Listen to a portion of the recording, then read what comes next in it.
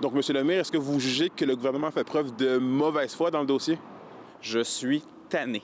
Effectivement, à un moment donné, c'est un enjeu de volonté politique et administrative. Parce que ce qu'on sait, et je vais être honnête avec vous, depuis plus d'1 an, on sait que les équipements pour servir les bureaux de passeport sont ici depuis l'automne 2023.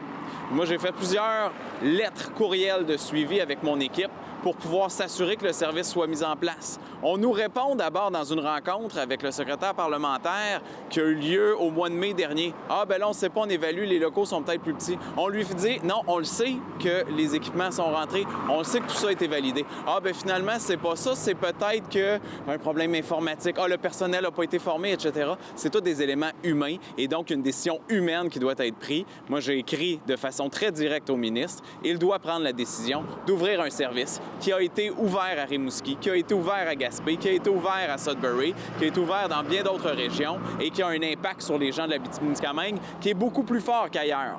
Parce que si t'es à Rimouski, tu as 2 heures pour te rendre à Québec. Si t'es au Saguenay, tu as 2 heures pour te rendre à Québec. Si t'es à Rouyn-Noranda, tu as 6 heures pour te rendre à Gatineau ou pour te rendre à Montréal. Ça veut dire que tu pars la veille, tu te prends une chambre d'hôtel, 250$, à peu près quoi, 100$ de gaz. Après ça, tous tes repas dans la journée. Si tu veux déposer ton passeport, le sortir en urgence, puis l'avoir à la fin de l'après-midi, rendu à 4 heures, tu n'as peut-être pas l'énergie après avoir passé une journée dans la salle d'attente pour revenir jusqu'à Rouyn-Noranda, par exemple, ou en Abitibi-Témiscamingue. Donc, c'est une deuxième chambre d'hôtel, un autre 250$, c'est 3 jours d'arrêt de travail. À un moment donné, il y a des conséquences sur les gens parce qu'il y a l'opportunité de voyager. On est au mois de novembre, la grisaille fait mal à tout le monde. Une semaine dans le sud, ça ferait plaisir. Il manque un passeport dans la famille. Bien, on doit avoir ce service-là, 10 jours, qui est possible de retrait à Rouyn-Noranda, puis offrir ce service-là d'urgence pour les gens.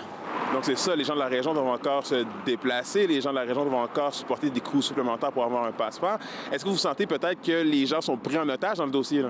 Bien, tout à fait. La logique gouvernementale dans un projet pilote, on aurait dû prendre l'Abitibi-Témiscamingue en premier à cause des défis géographiques qu'on a. Et déjà qu'on a un beau défi dans la logistique de l'aviation pour l'Abitibi-Témiscamingue, de l'Abitibi-Témiscamingue vers Montréal ou vers les grands centres. En plus de ça, se rajoutent les problématiques de passeport. À un moment donné, il y a des actions gouvernementales qui doivent se prendre pour les gens de l'Abitibi-Témiscamingue qui payent leurs taxes comme partout ailleurs, puis même qui payent plus qu'ailleurs parce qu'au prorata de la population, on contribue encore plus au PIB que partout ailleurs.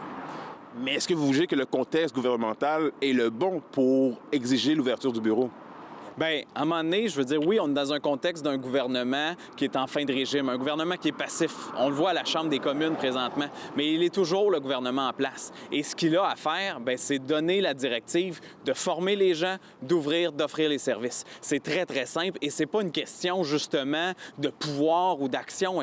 Tout est déjà en place. Il faut passer à l'action. Et si le contexte politique justifie que les gens de l'Abitibi-Témiscamingue n'ont pas le droit à un service, bien, effectivement, ce gouvernement-là mérite plus d'être là.